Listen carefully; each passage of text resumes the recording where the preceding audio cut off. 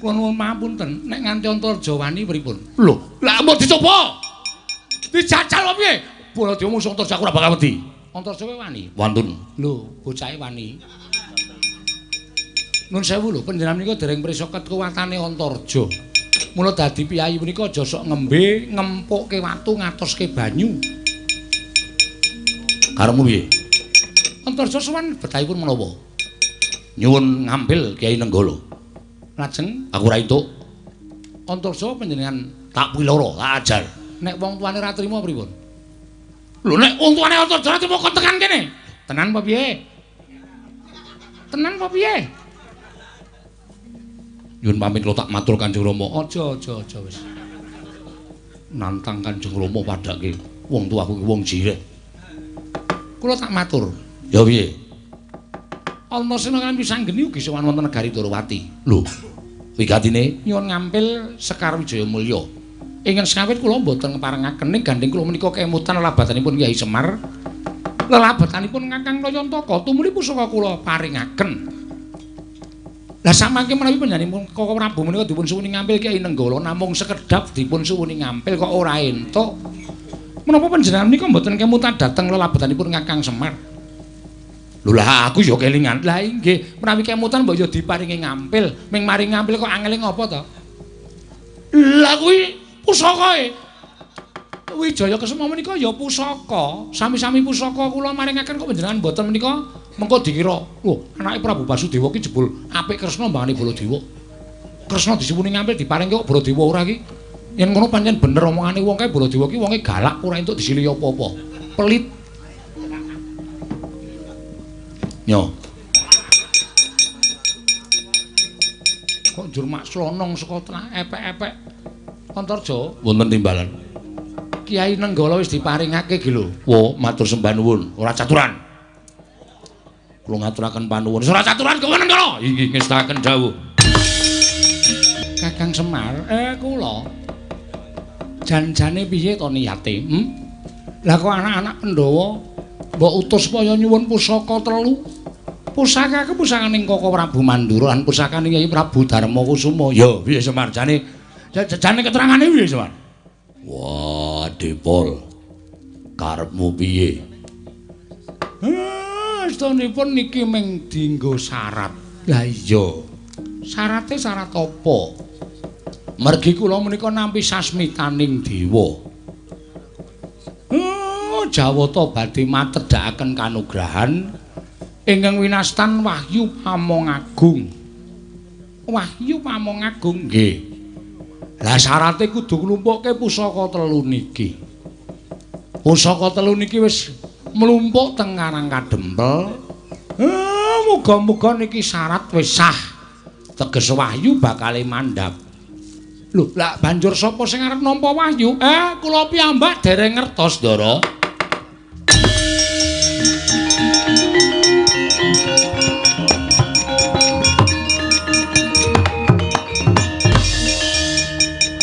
Kinemulan mendung sakinggiling padukan Karang Kadempel.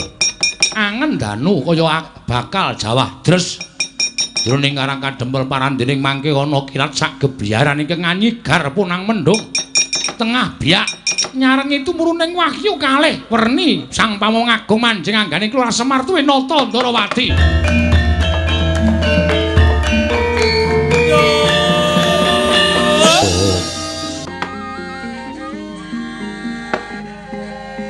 Kadanging pun Kakang Yayi Werkudara.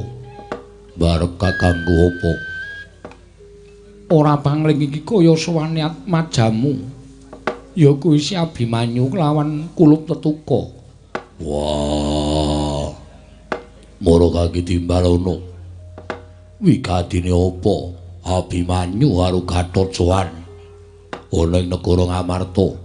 Monggo tanpa tinimbalan dening barep punta kakangku.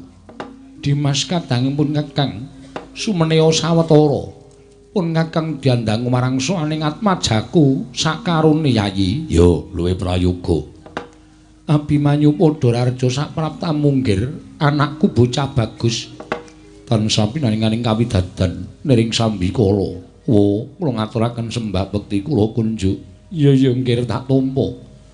ora liwat pangestu ning wakmu tampanana kula mendingga jimat paripe ndayana ning ngasantosan tetuka padha raharja kulup Gatotkaca dan sami nanging kawidadan Wa Prabu niring sambi kula kepareng kula ngaturaken sembah pangabekti kula kunjuk iya Gatotkaca ingsun tampa ora liwat pangestu ning ingsun tampanana Abimanyu padha raharja pangestunipun Paduka Rama Kyai Jodipati kula ngaturaken bekti kula kunjuk Rama Kyai ya tak tampa Gatot kowe padha slamet tansah pinangan kawidadan ing sambi kula sowan kula Rama Kyai bekti kula kunjuk wah tak tampa Abimanyu raharja sowan munggir nuninggi Kanjeng Rama sembah bekti kula kunjuk Kanjeng Rama Gatotkaca anakku lanang padha raharja nuri paman niring sambi kula sowan kula tebih saking Rubeda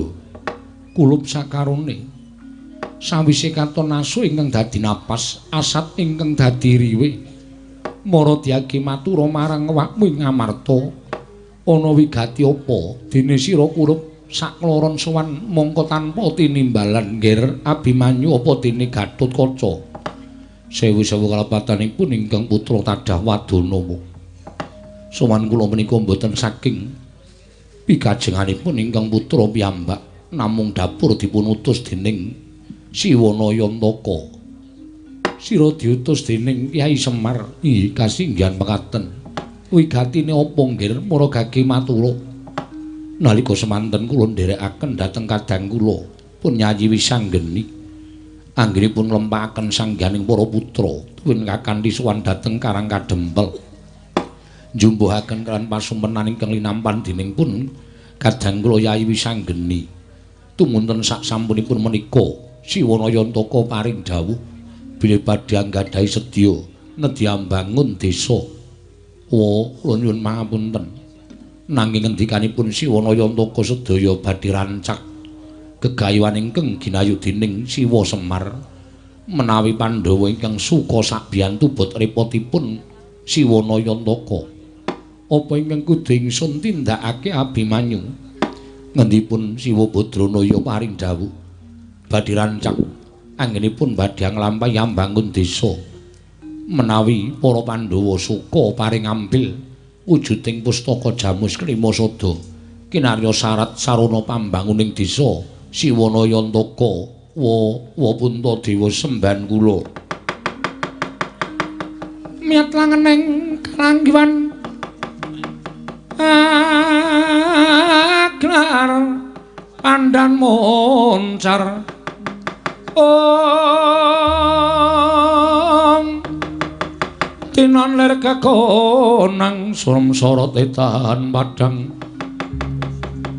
kasor lan pacaring purnaming gegono dasare mangsa katiga ing Werkudara ora pun kakang ingkang bakal paring pangandikan nanging wangsulana ature anakmu lanang ing Tanjung Anom Abimanyu Gatot wonten timbalan Rama Kyai wonten timbalan Rama Kyai upama ta Semar duwe kepinginan bakal mboyong pustaka Jamus mihang jimat Klimasada mestine ora usah dadak kongkonan karo Abimanyu apa dene Gatotkaca ngluhurke derajate para Pandhawa Semar kudune sagu sowan dhewe marang negara Ngamarta nanging sabab apa dadak kongkonan karo anak-anak Pandhawa banget-banget nggone ngasorake derajate para Pandhawa mula sing gedhe pangapuramu gandeng siji pustaka Jamus Klimasada ora kena pisah karo para Pandhawa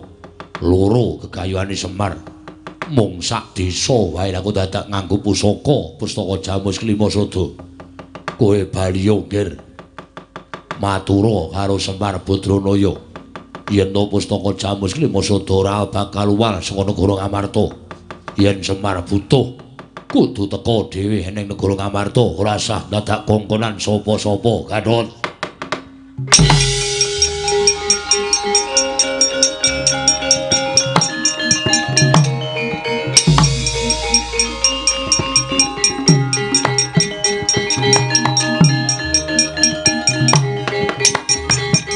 Iri kata dian Gatotkaca kinon mapakarga suta teka pira Kresna Parta maneher saktinira ing ujaran wang-wang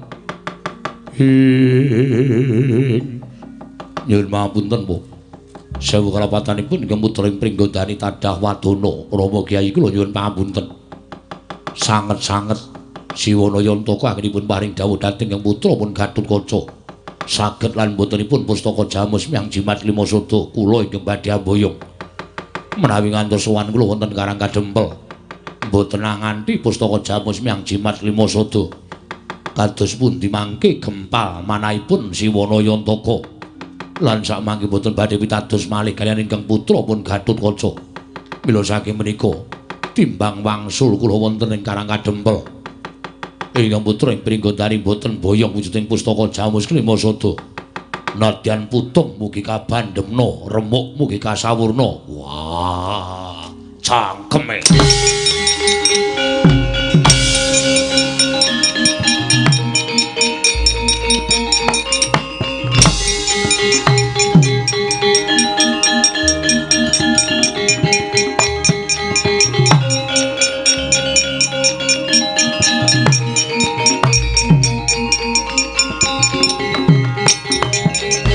Andya bala Pandhawa mya gumulung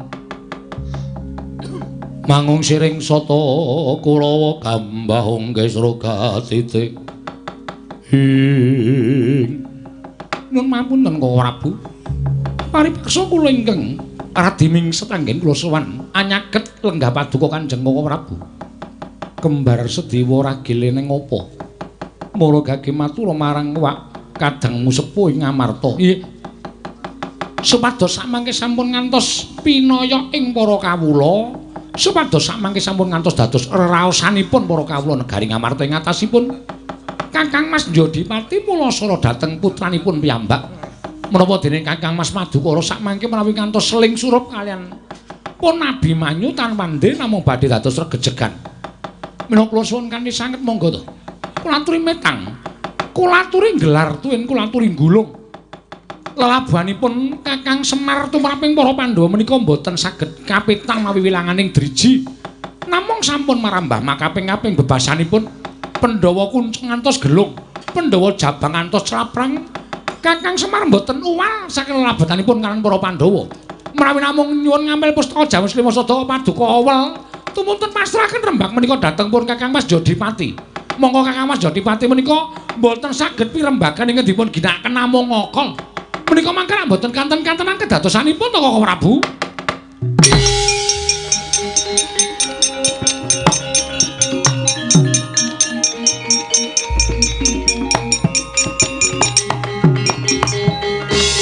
Sedewa lumen rawuh. Pusaka gage gawanen. Paring marang Gatotkaca apa dene Abimanyu mangsa Baranggon mung ngrimuk sarta ngleremake penggaling kadang Munjadipati apa dene Madukara pun ngakang percaya marang sira kadang Kuragil Sedewa non ngestaken dawuh nyuwun pamit sing ati-ati aja kaya bocah cilik Sedewa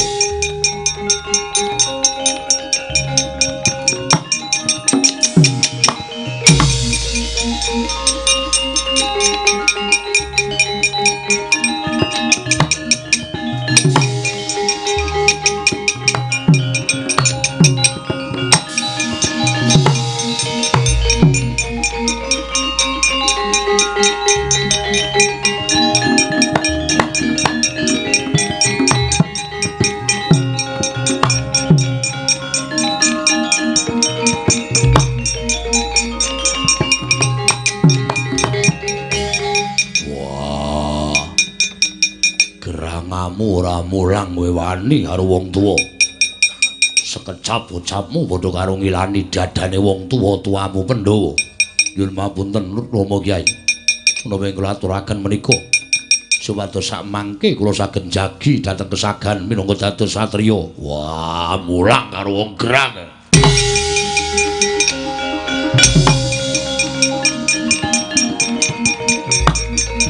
Nyuwun mapunten Rama Kyai.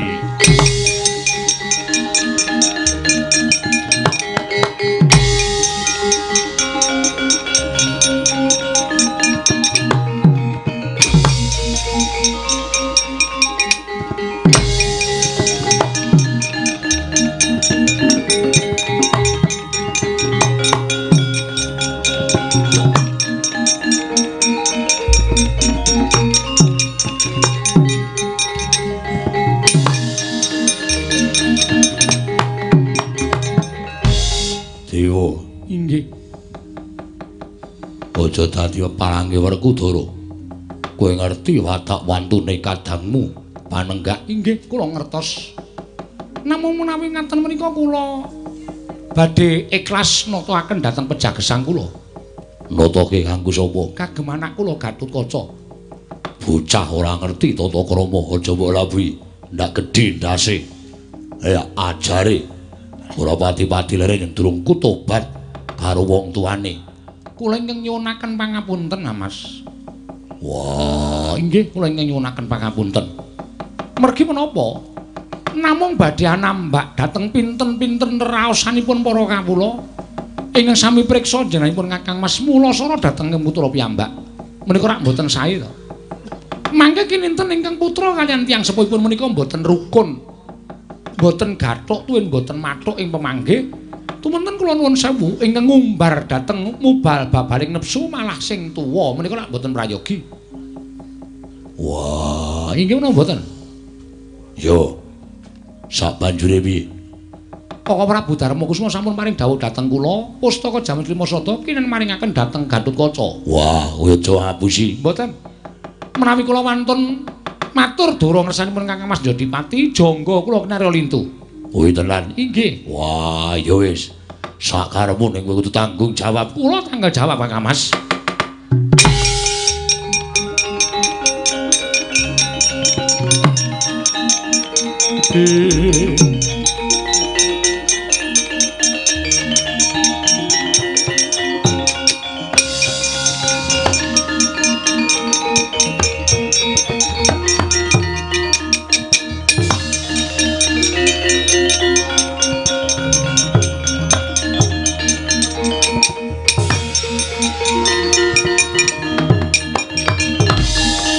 Abimanyu Gatotkaca wonten timbalan paman, wonten dawuh paman.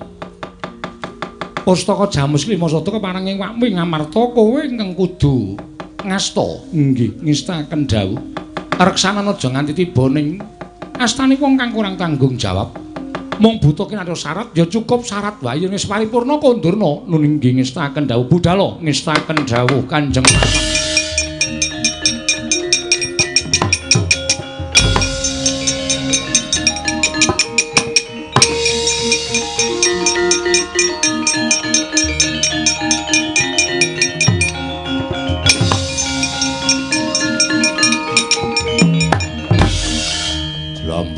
Wonten dawuh Kakang Mas kaya ora mentala weruh lungane pustaka Jamus Lima Sada kepareng paduka hayo ning Karang Kadempel karepe Semar piye monggo Kakang Mas kula dherekaken.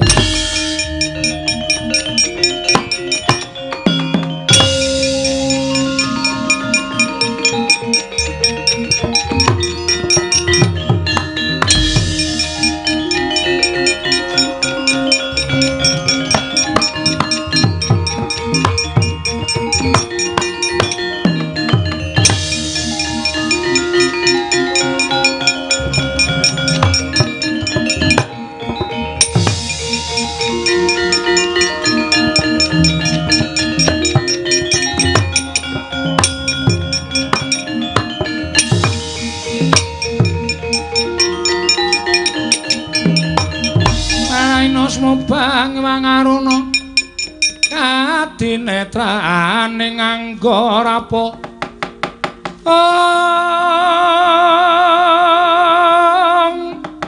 sabdaning kukila ring kanikara saketer kene dunganing kung lir wuwuh sing pene panca la jagat dewa Bathara Antarja iki kasinggihan kula ingkang sowan kepareng ngaturaken sembah sumeng keping pangabekti kula kunjuk ya tak tampa gawe gedhening atiku ora liwat pangestu ning wakmu Mandura Tampanana kula pundi nggo jimat paripin dayaning kasantosan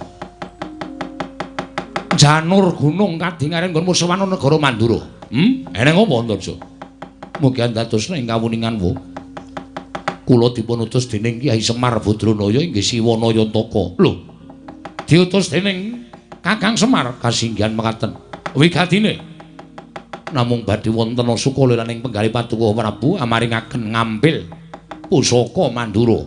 Lho. Maring ngambil pusaka Mandura piye? Kacarios bilih Kyai Semar badhe gadah kajat inggih menika mbangun desa. Mongko nyatanipun menika mangke boten badhe kasembadan menawi boten saking pambiyantinipun Padukawa Mandura. Aku kudu piye? Panjenengan kedah maringaken pusaka Kyai Nenggala. Piye? Pusaka Kyai Nenggala. Kyai Nenggala arta gawa ning Karanggadempel. Ih, kasihan mekaten. Wah, jagat Dewa Bathara.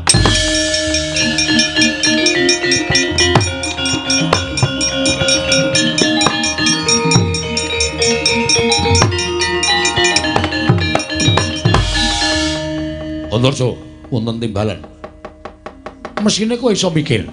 Kowe wis dewasa, iso ngulir budi. Ing ngatasé Kyai Nenggala kuwi pusaka kadewatan. Ora pusaka baen-baen, ora pusaka mung salamake pusaka nanging pusaka kuwi pusaka kadewatan diparingake marang Nata Mandura Prabu Baladewa. Lah kok dadi drajate Semar ming arep bangun desa iki dadi anggo syarat pusaka kuwi. Semar iki wong gerang ora iso mikir. Yun mahapunten. Nyatanipun ngendikanipun Kyai Semar kados mekaten bali nun bali lho kersanipun Paduka Prabu nundung dhateng kula kandha karo Semar yen ora bakal kasembadan mbaya Kyai Nenggala menawi ngaten menapa kula kedah ngruda paripeksa dhateng Paduka Mandura piye menawi ngaten menapa kula kedah ngruda peksa dhateng Paduka Mandura mergi menawi ngantos kula wangsul mboten beto Kyai Nenggala lingsem raos ing manah kula ing atase kula menika satriya dipun utus mboten saged ngrampungi karya menika raos kula sampun mboten saged netepi darmaning kasatriyan terus kowe arep apa iya kula badhe ngrebat Kyai Nenggala bles anak kowe malah wani karo awakmu Mandura kowe ngrebut Kyai Nenggala Antarja kowe menungso apa kowe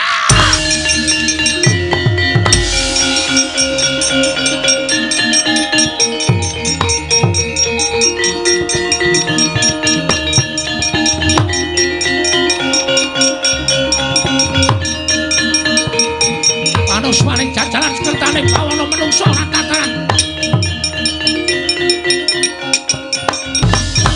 Wah, selagine dewa wae ora wani nyilih Kyai Nenggala. Mung derajate Semar, batul ketibal pitulungan nyilih Kyai Nenggala. Ora melek mripate, ora nyawang karo Nata Mandura Prabu Baladewa. Nyuwun pangapunten wa istri. Mas kok kiancang kemple.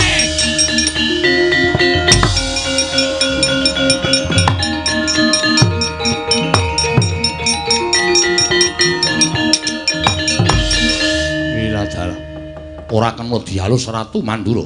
Wa Prabu, ya nyuwun pangapunten. Kula estunipun boten badhe gadah niat wantun dhateng panjenengan. Nanging menawi panjenengan sampun miloro dhateng Wonorejo, kula nika menungso dudu kewan. Ayo cobane kaya ngapa kekuwataning Ratu Mandura. Antarja, Antarja kaya bocah cilik.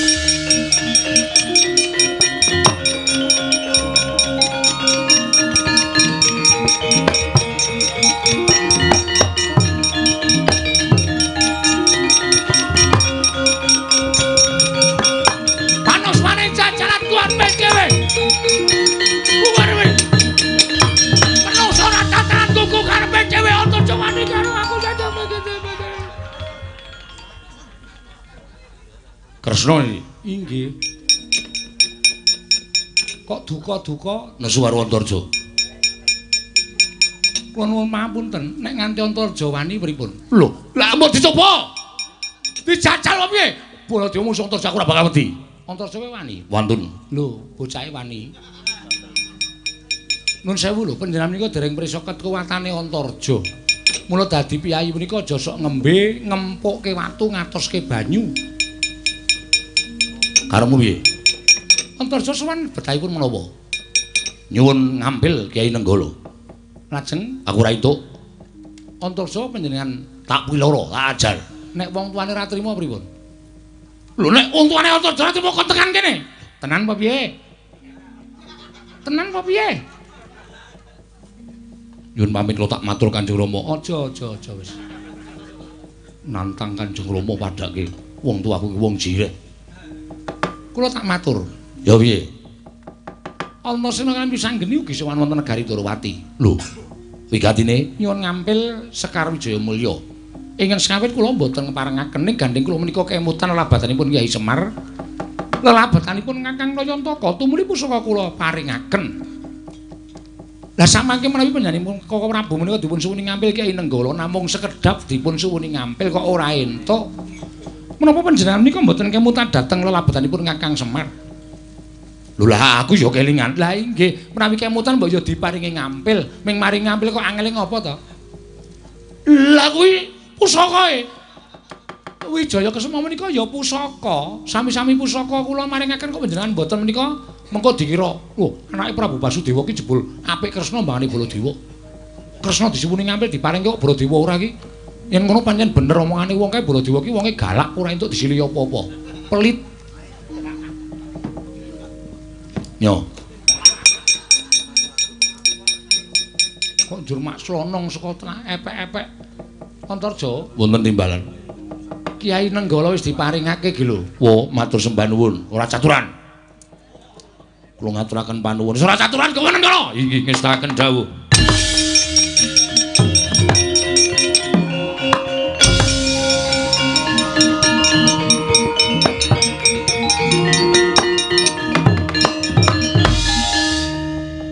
Terus piye?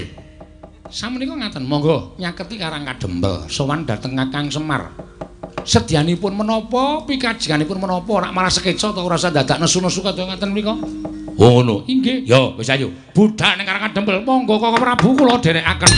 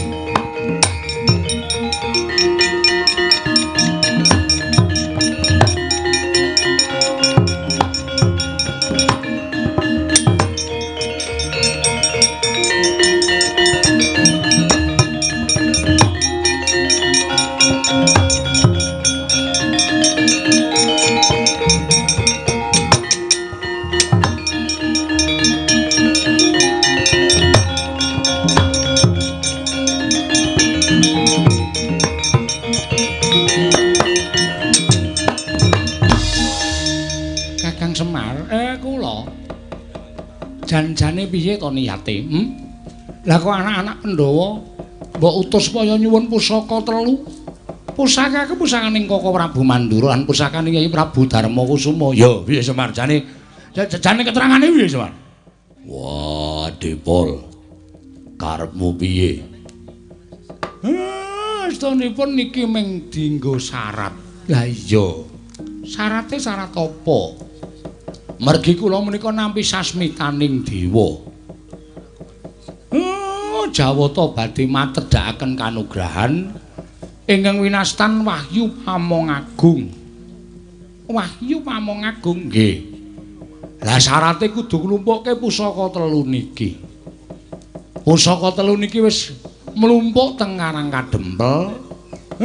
Muga-muga niki syarat wis sah. Teges Wahyu bakale mandhap. Lho, lah banjur sapa sing arep nampa Wahyu? Kula piyambak dereng ngertos, Ndara.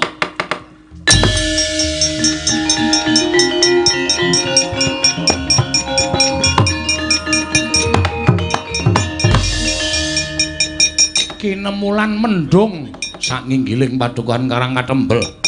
Angen danu kaya bakal jawah dres. Jroning Karang Kadempel parandening mangke ana kirat sak gebiaran ingkang nganyigar punang mendung. tengah biak nyarengi tumurunning wahyu kalih werni sang pamong agung manjing anggane Kelurahan Semar tuwi nata Ndarawati.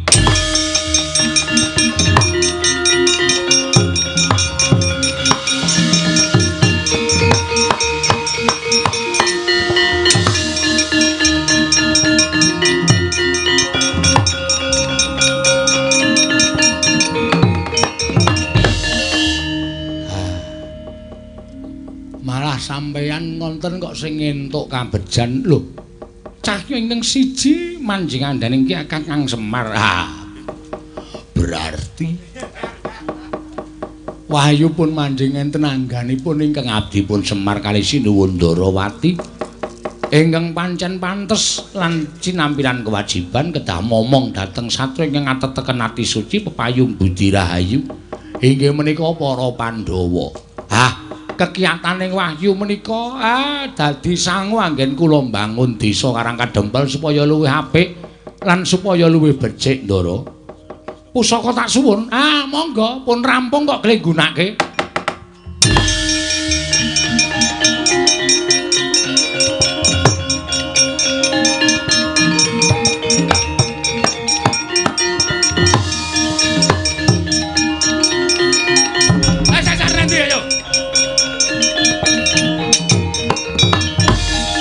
Tenggala ki sok ora manut. Karepe nek yah niki arep dolan dhewe. Purnaning gati sura Sudira Jayane ingkang ret. Bratut kami kula Adar Mas Ruki.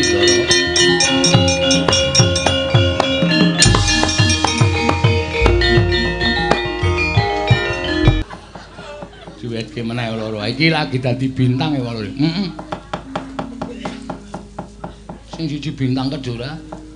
Sing siji bintang Joko Belek. Wis ben ra apa-apa. Aku ki sia-sia rotatine asline aku ki tresna lho, Tru. Tak mimi tenan bocah kuwi. Iya.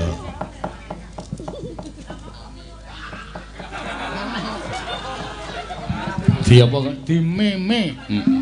Tegese di maneman. Heeh. Kaya omong kebablasan tak tuthuk siramu kowe. Bablasan piye maksude? Mimi ngono. Ya ora. Yo. Ayo jumeneng gak cekak-cekak. Si gendut dan si kuru. Bawang merah karo bawang putih. Ha iya. Ki upama didadekke fragmen bawang merah bawang putih ngono, aning sindene ora ana sing galak. Bawang merah bawang putih sing disia-sia Elisa, bawang merahe Tatin. Ha iya. Bawang putih Elisa. Wah, apik kok. Ya rong karuan, Tru. Heeh. Ngono kuwi kadang kala sok sukses sok ora. Ning jukuke pramen wong-wong sing rung tau nang panggung kaya wingi Katno kae. Apik dadine. Ya. Ya ngaturke tembang apa? Wong loro kudu kompak ora diya-dinia. Apa, Mbak? Lah apa manut aku? Hah? Manut. Alah manutan. Aku lagi manutan kok. Oh, tenane. Lagi ngopo? Ora protes? Ra. Ket mau disia-sia ya aku manut. Ora disia-sia iki tandha tresna asih kok. Apa nek tresna ngono kuwi? Lho, tresna ki bermacam-macam. Lho, ana sing tresna ki dirangkul, disayang, dilus-lus bathuke. Kuwi tresna. Ana sing jane ngandani karo kowe getak-getak ning jane atine tresna ki ya ana. Ya kaya ngene mau sing tak lakoni. Berarti jenengan tresna. Lho. Hah? Heeh, piye? Tresna karo aku? Maksude tresna antaraning aku sebagai pengareping para rombongan, kowe rombongan kuwi tak tresnani ora werna-werna ta pikirane. Lagi kula ora werna-werna ming tekon lho. Heeh, sing ngono kuwi karepku, ora selebihnya tidak. Selebihnya apa toh? Tidak. Iya, selebihnya apa? Enggak lebih kok, itu hanya lebih tiga nyari ketake. Lebih tiga nyari. Ayo, nembang apa? Ayo. Anu lali janjine mawon, wau disuwun. Dibawani, yo. Nggih. Pangku Rinoso. Saya karose. Ayo. Kula meneh. Ayo sono. Elisa?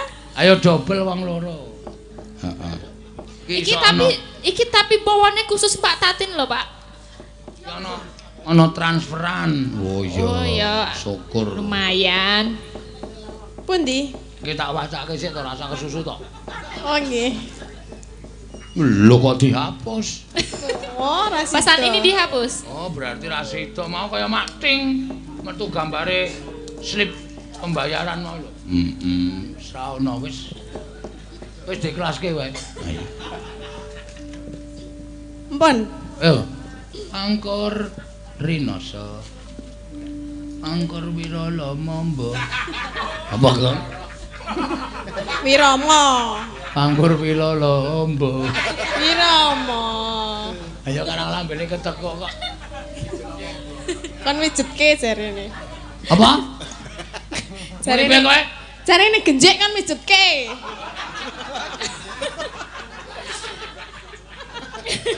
Lah kowe muni ra? Lumat aku kok parapane do elek-elek. Genjek. Bagus diparapi genjek.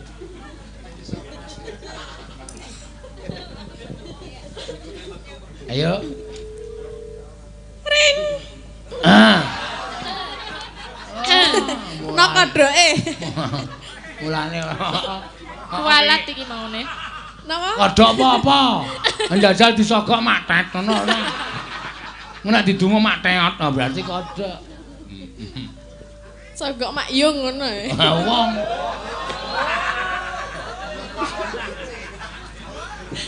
Aja diwarai to. Oh iki senengane kok iso diwarai. Oh iki sing lambene wis bacut masuk neraka. Lah padha delange ya masuk neraka. Ya ora. Aku ki nglipur wong akeh kok. Nek kowe iki jane lambene wonge mlebu swarga ning lambene ning neraka. Rina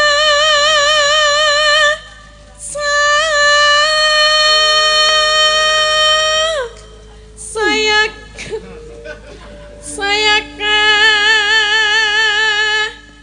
rasa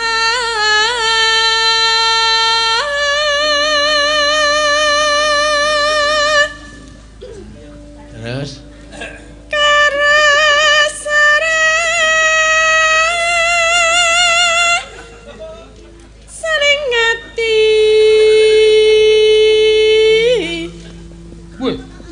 iki ngapa e? Hah? Oh ngantuk to. Oh sinden ki nek ngantuk ki matane disemprot. Apa? Mulane kok do melek. Jenengan ngantuk ora? Hah? Jenengan ngantuk. Arep gebyur mesti. Aku wis ngerti kok. Ora apa-apa ra Mbok ngantuk. Gebyuren ayo. Wani aku tepan. Lah ngapa e? Wani name aku udah ayo gebyuren. Oh ngantuk kok tekan muda. Ayo men. Engko nek teles lambine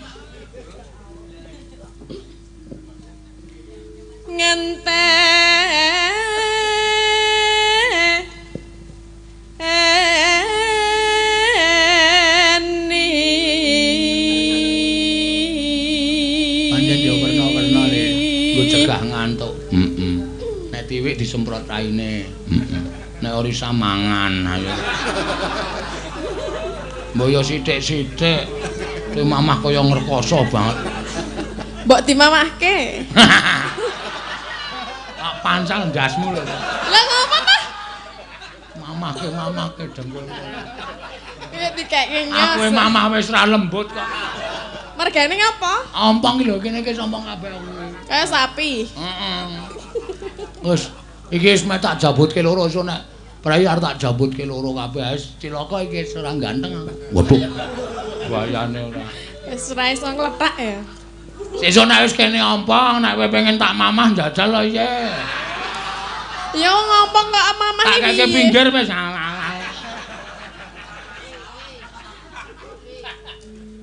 Ayo sa, kowe sa. Arisa ora apal kok. Bisa ya dia. Oh iya. Waduh. Kapan sumanding sisihmu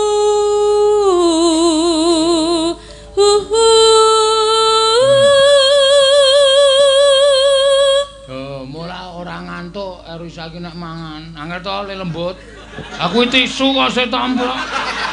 Pedes. Ayo nek meteng kira entuk mangan pedes. Wes ngomong sapa? Aku nek bayune kepedesen ning jero gedabikan. Dadak nyusul bapakne kon ngeneng-ngenengi. Kon ngepok-pok.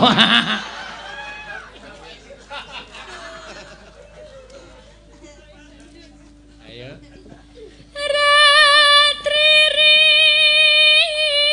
rinoso rino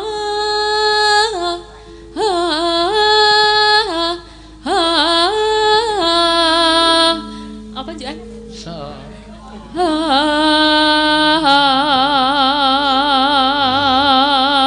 Iki sing nadane minor ki tadi ning kabeh. Urung, Kak. Hah? Urung. Ya kowe wae. Ngapa aku? Bal-balan apa ngapa? Ya kene tak tendang kene. Ya aja cilike balik.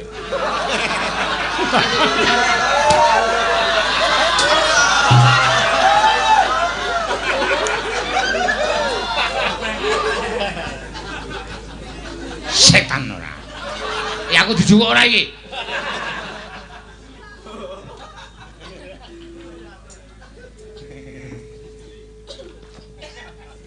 Yen wis rina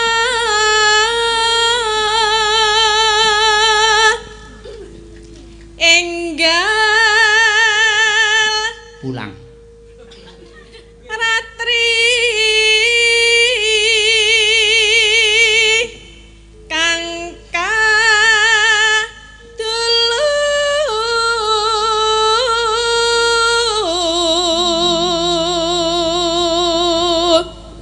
Iki tiba nggih mung sliramu tanon liyan. Udah ora ngono ya, Gong. Aku ora apal. Mong sliramu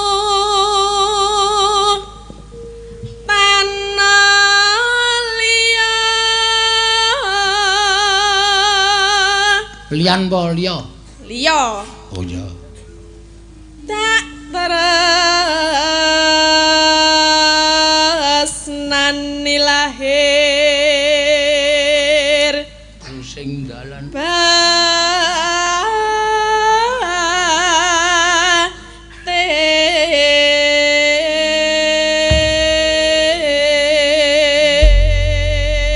batin. Urung ya iki ya. Empun. Pon. Oh. Telas. Kok ora nganggo? Oh, padha tiwik ya. Ora. Ya Allah.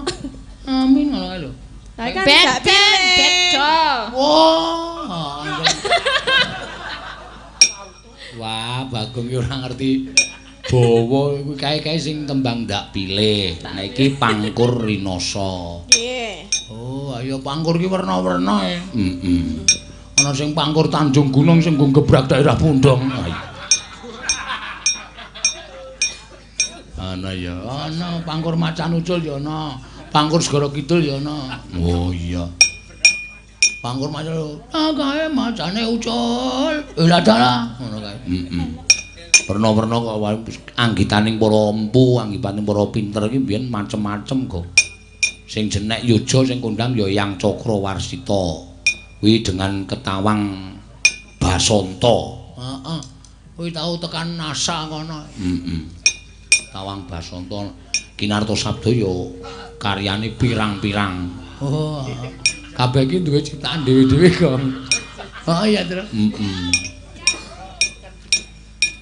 Nek penyanyi. Yo mangga diteruske. Wah, kowe gawe gelo senengane ora. Yo, mangga tak tung tak ndendang-ndendang. Yo. Yo.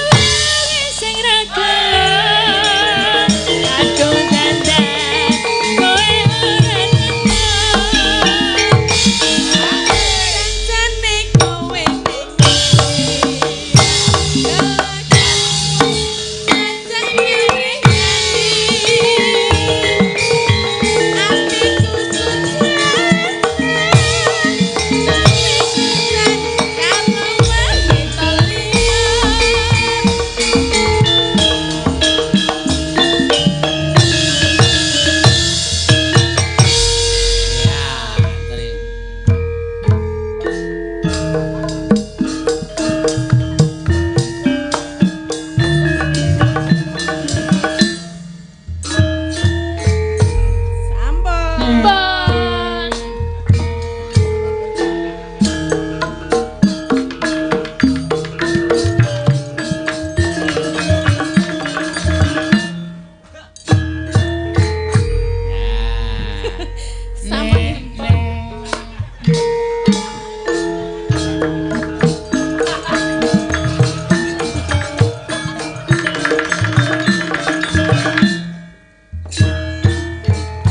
Wis tenan iki. Sakarepmu mun yo. Tetep bodal dhewe. Tetep bodal dhewe. Iya. Ayo apik mah. Ana aja tipake kowe. Nek wah nek Elisa apik le joget. Tatin. Ayo. Meng kaya mentrok.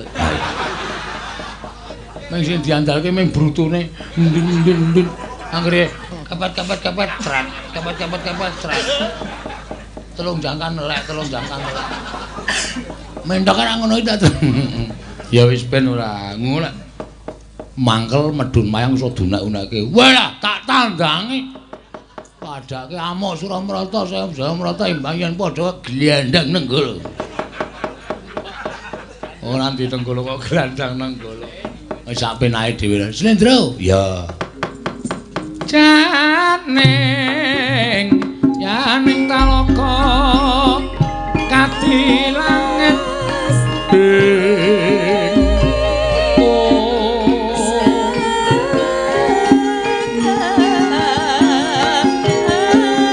Mambang pantepasul pamaneka lintang toya kusuma yana sumawur Oh